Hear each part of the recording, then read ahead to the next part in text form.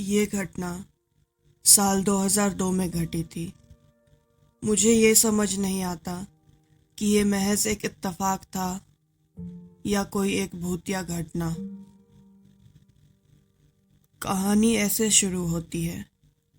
हम लोग कोल्हापुर से गुहागर गांव जा रहे थे। हम लोग यानी कि मैं और मेरा दोस्त। सड़क काफ़ी पतली थी और हम लोग पहाड़ी रास्ते से जा रहे थे। रात के लगभग 9 बज चुके थे और हम लोग यामाहा आरएस बाइक पे वो सफ़र तय कर रहे थे। हमें वहाँ पहुँचने में कुछ और घंटे लगते। चांदनी रात थी। हम लोग कुछ समय के लिए वहीं ठहरे क्योंकि मेरे दोस्त को सिगरेट पीना था।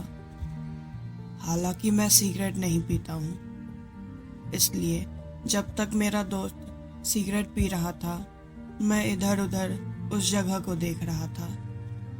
तभी मेरी नज़र वहाँ लगी एक माइलस्टोन पर पड़ी। उसमें लिखा था कि गुहागर अब भी 59 किलोमीटर दूर है। मेरे दोस्त ने जैसे सिगरेट पी ली, हम लोग तुरंत ही वहाँ से निकल गए। मैंने गाड़ी तेज़ी से चलाई ताकि जल्द से जल्द हम लोग वहाँ पहुँच सके और कोई होटल ले सके। हम लोग लगभग आधा घंटा ड्राइव कर चुके थे कि तभी मेरे दोस्त ने बाइक रोकने को कहा। मैंने बाइक रोक दी और उससे रुकने की कारण पूछा तो मेरे दोस्त ने कहा, अभी क्या तुमने कुछ देखा? तो मैंने उससे कहा, क्या देखा? मैंने तो कुछ नहीं देखा। तो मेरे दोस्त ने कहा, ये तो वही जगह है ना जहां हम आधा घंटा पहले रुके थे। मैंने देखा, ये तो वही माइलस्टोन था और वो सिगरेट का पैकेट जो मेरे दोस्त ने वहीं फेंक दिया था वो भी वहीं था। ये देख के हम लोग काफ़ी घबरा गए। हम लोगों ने कहीं भी कोई भी टर्न नहीं लिया था। हम तो सीधे ही चल रहे थे। अब रात के 9:45 बज चुके थे और हम लोग अब भी 59 किलोमीटर दूर थे। तभी एक अजीब सी ठंडी हवा मेरे शरीर को छूते हुए गुजरी। हम लोग सड़क से नीचे उतरे थे। मैंने अपने दोस्त को बाइक की चाबी दी और कहा, बाइक जल्दी से स्टार्ट कर, हमें यहाँ से निकलना होगा।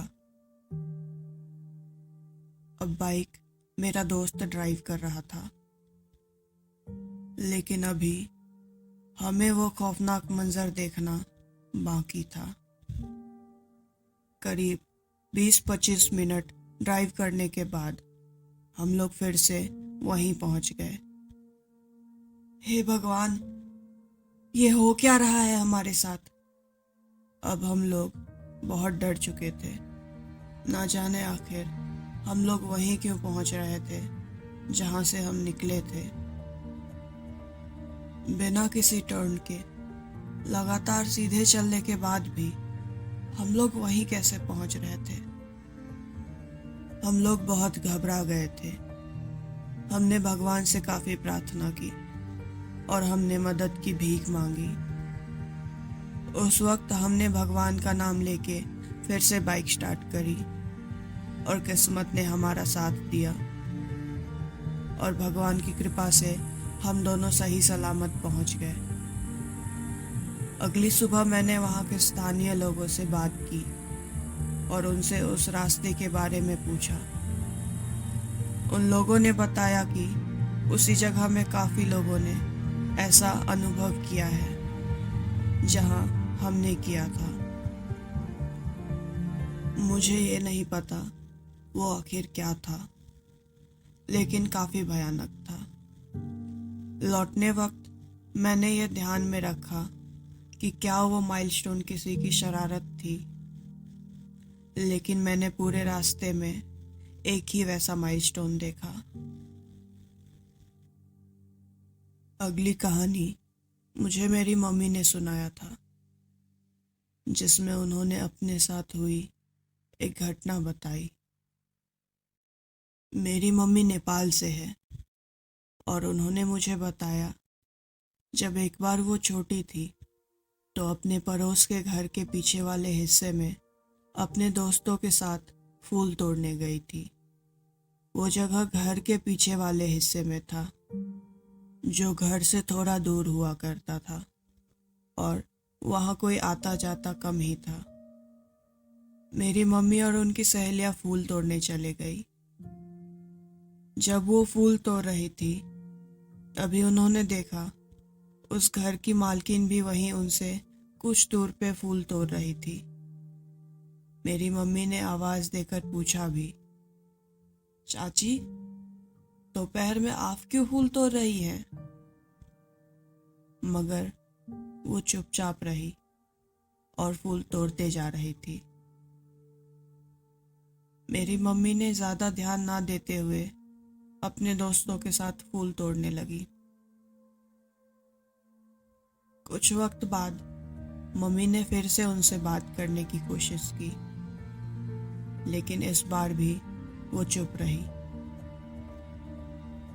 मेरी मम्मी के दोस्तों ने देखा वो औरत काफी तेजी से फूल तोड़े जा रही थी और अपने पल्लू में रखे जा रही थी। जिस हिसाब से वो फूल तोड़ रही थी वो सामान्य नहीं था, लेकिन साथ ही में उन्होंने ये भी देखा कि उनका पल्लू तो खाली सा था, जबकि इतने वक्त में इतने सारे फूल से वो भर जाना चाहिए था। वो लोग हैरान थे कि आखिर इतने तेजी से वो फूल कैसे तोड़ पा रही है।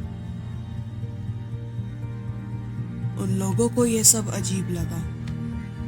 फिर वो लोग वहां से फूल लेके आंगन में आ गए, लेकिन हैरानी तो उन्हें तब हुई जब उन लोगों ने उन चाची को बरामदे पे घर के बाहर बैठे किसी से बात करते देखा।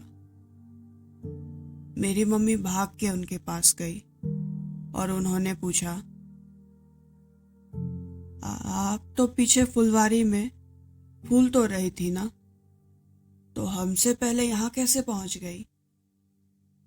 चाची ने उनसे कहा, नहीं तो मैं यहाँ पिछले आधे घंटे से बैठी हूँ, फिर तुम लोगों ने मुझे वहां कैसे देख लिया?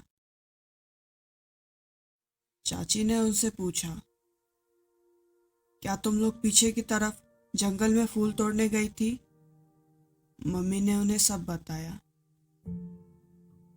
तब ये सब जानने के बाद चाची ने उन्हें खूब डांटा और बताया कि वो मैं नहीं थी, बल्कि कोई छलावा था जिसने रूप बदल लिया था। अगली बार से कभी भी वहां मत जाना और जल्दी से अपने घर चले जाओ। दोस्तों, पहली घटना तो मैंने इंटरनेट पे पढ़ी थी, तो मुझे ये नहीं पता कि ये कितनी सच्ची है, लेकिन दूसरी घटना ये बिल्कुल सच्ची है और मेरी ही मम्मी के साथ घटी थी। उम्मीद है आपको आज की दोनों कहानियां काफी पसंद आई होगी। फियर अलार्म को इसी तरह से सपोर्ट करते रहना और अपना प्यार यूं ही बरसाते रहना। मिलते हैं अगली कहानी में।